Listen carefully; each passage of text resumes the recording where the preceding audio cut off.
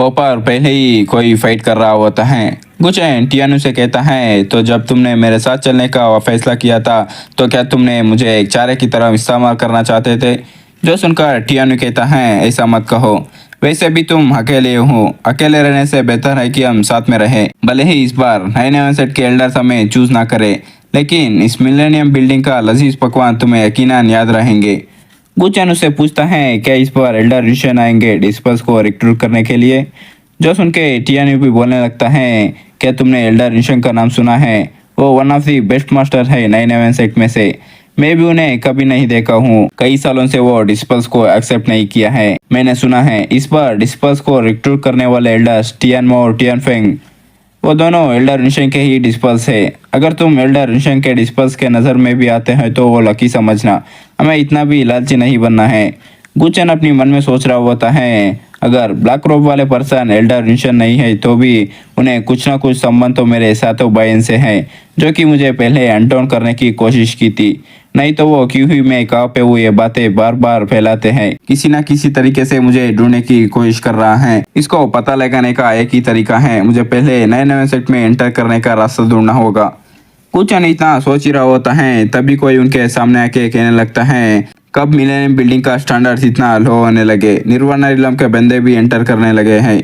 एक लड़का और लड़की होते हैं। वो बंदा टियानी को देखने के बाद कहने लगता है, ये बच्चा एक्सट्रीम रिलम के मिडिल स्टेज पर है, इससे लड़ने में मजा आएगा, ये मेरा है। जो सुन के वो लड़की भी कहने लगती है, क्या तुम चाहते हो मैं एक निर्वाणा रिलम के बंदे पे अटैक करके अपने आप को इतने नीचे गिरा लूं?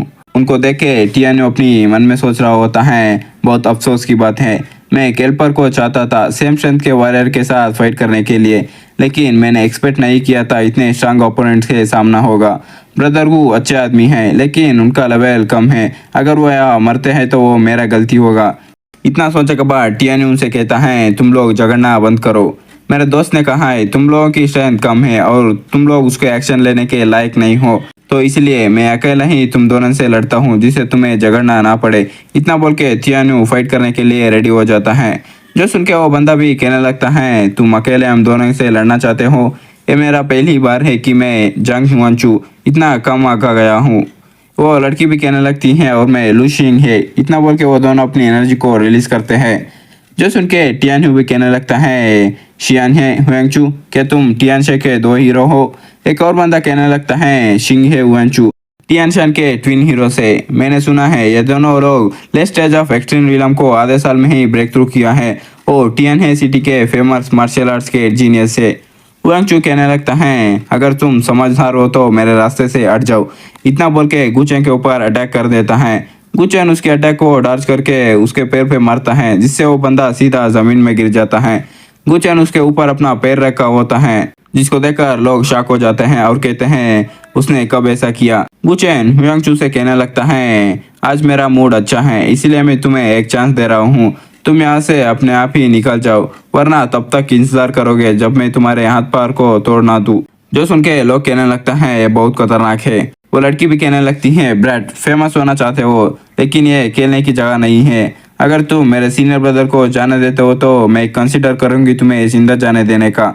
वो इतना कह रही होती है, लेकिन गुचैन अचानक उसके सामने आ जाता है और उससे कहता है, अगर तुम पहले मूव नहीं करोगी तो मैं खुद ही आ जाऊंगा। वो लड़की भी हैरान होकर बोलने लगती है, कितना फास्ट है। इतना बोल के वहां से पीछे आके अपनी स्वाड निकालने लगती है, जिसको देखकर गुचैन भी मुस्कुराने लगता है। फिर गुचैन उसके ऊपर अपनी स्वाड से एक स्लैश लगाता है। उस अटैक को लड़की रुकने लगती है, लेकिन गुचैन का अटैक काफी स्ट्रांग होने की वजह से उस लड़की को उसे रोकने में काफी तकलीफ होने लगती है। वो कहने लगती है, ये कितनी पावरफुल फोर्स है। गुचैन के अटैक देखने के बाद टियानु भी शॉक होकर अपनी मन में सोचता है, हालांकि ब्रदर गु का रिलम लो है, लेकिन उनकी लाव कंडेंसेशन मेरे से कम नहीं है, लगता है भी देखने में मजा आएगा। वो इतना सोचने के बाद हमें हुआंचू को दिखाया जाता है। वो गुचैन के अटैक को सेट करते हुए आने लगता है और उस लड़की से कहता है, जूनियर सिस्टर मैं तुम्हारी मदद करूंगा। इतना बोल के वो अपनी पावर को रिलीज करता है और फाइट करने के लिए आने लगता है। गुचैन कहता है, तुम भी आना चाहते हो तो मैं जरूर तुम लोगों से खेलूंगा। इतना बोलने के बाद उन तीनों फाइट करने लगते हैं। गुचैन अकेला ही उन दोनों से फाइट कर रहा होता है। ऊपर कमरे में दो लोगों को दिखाया जाता है, इनके फाइट को देखकर बात कर रहे होते हैं। निर्वाणा रिलम में होते हुए दो लोगों से इतने आसानी से लड़ रहे हैं, ये मैं पहली बार देख रहा हूँ। जो सुनकर दूसरा बंदा उससे कहता है, टियानमो, क्या तुम उस निर्वाणा रिलम के पावर ऑफ लॉ को फेमिलियर फील कर पा रहे हो? जो सुन के टियानमो बताने लगता है उसकी पावर ऑफ लॉ मास्टर के मेथड से सिमिलर महसूस हो रही है। अगर ये लड़का 9/11 सेक्ट में शामिल ना हुआ होता तो मुझे शक होता कि ये मास्टर ने इसे गाइडेंस किया है। वो बताने लगता है, वांगचो और शिंगे, ओरिजिनली ये दो कैंडिडेट्स थे। हमने प्लान किया था सेक्ट में एंटर करवाने का, लेकिन एक्सपेक्ट नहीं किया था 4 जीनियस डिस्पर्स को एक साथ रिक्रूट करेंगे। लगता है इस साल के डिस्पर्स असाइनमेंट में हम बहुत कुछ अचीव करेंगे। इतना बोल के हंसने लगता है। टियानमो को कुछ समझ नहीं आता है, इसलिए उसे पूछता है 4 जीनियस एक और कहाँ पे हैं? जो सुन के वो बताता है, जूनियर ब्रदर, तुमने देख नहीं पा रहे हो, silver moon knife, water ripple pattern.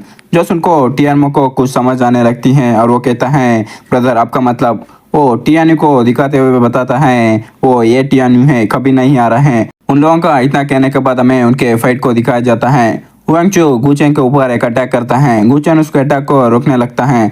गुचेंग को पता लगती है वो दोनों ऊपर बैठ के उनकी फाइट को देख रहे होते हैं, इसलिए वो अपनी मन में सोचता है अभी वक्त हो चुका है इस शो को खत्म करने का।